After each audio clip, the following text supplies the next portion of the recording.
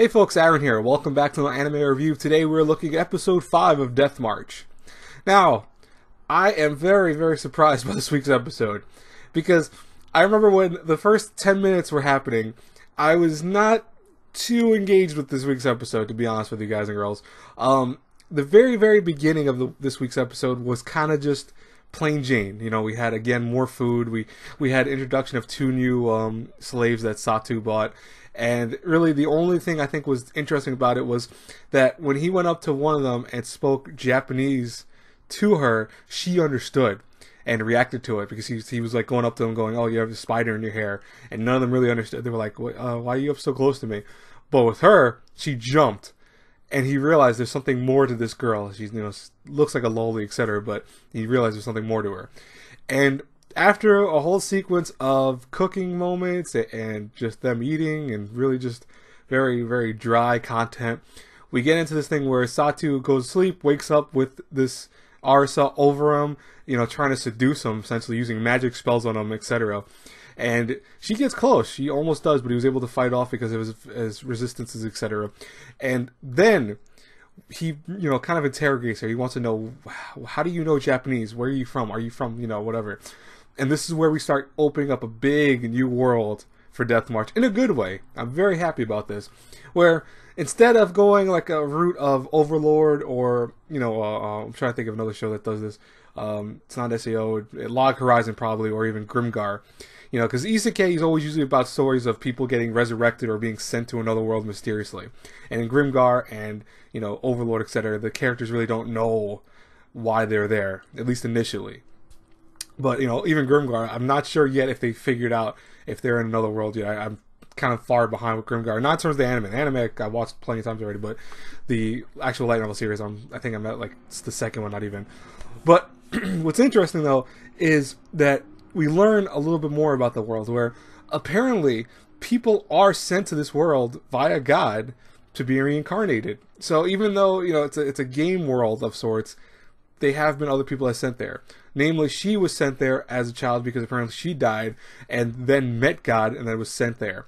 But as she also tells Satoo, apparently other people are sent to this world too as heroes or special summons, which kind of sounds also like various other shows. But, you know, like even Konosuba has that special summon thing where they're like, you can go here and save the world, etc. But what's interesting is that we see that Satoo really doesn't have any particular reason for being here. You know, he wasn't special summoned as far as he knows. He woke up just randomly by himself without any skills, powers, etc. And I mean, he did like have those meteor things as he mentioned, but at the same time, was that really a special skill? You know, I mean, yeah, he used it, but you know, it wasn't like he was unlimited. He had no unlimited MP or etc. Like she said, heroes get summoned with. Heroes get summoned with something that's, you know, profound, and they know they've been summoned to that world. So it's interesting. We're starting to see a little bit of a mystery here to it, where why was Satoo summoned here? You know, is it just because he was the game developer? Is he because he knows something? You know, is he a special summons he just didn't realize it, etc.? That's cool. And I will say Arisa has, you know, even though she's a loli, is actually pretty funny because she legitimately wants to just constantly, you know, show she loves this dude. Because as we find out, she fell in love with him on first sight because first off, she's not really too familiar with a lot of Japanese people. She's run into them in this world, but only run into a handful of them, as she says. So there were other people, or are other people in this world that are Japanese. But, you know, she says that, you know, she wanted to do all that stuff not because she was trying to manipulate him per se, but because she wanted him to feel good.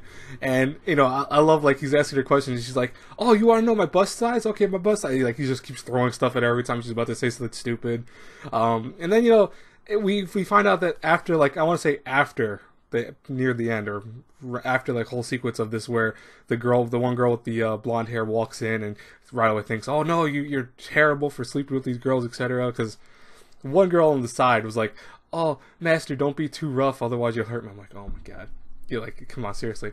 But I do love that Satoo has a skill called Poker Face, where instead of reacting like other characters in anime, he doesn't get all like riled up. He's like, okay, well, I gotta figure out how to way of solving this issue. But anyways, he jumped out the window, was able to calm her down, etc. But I thought that was funny as hell.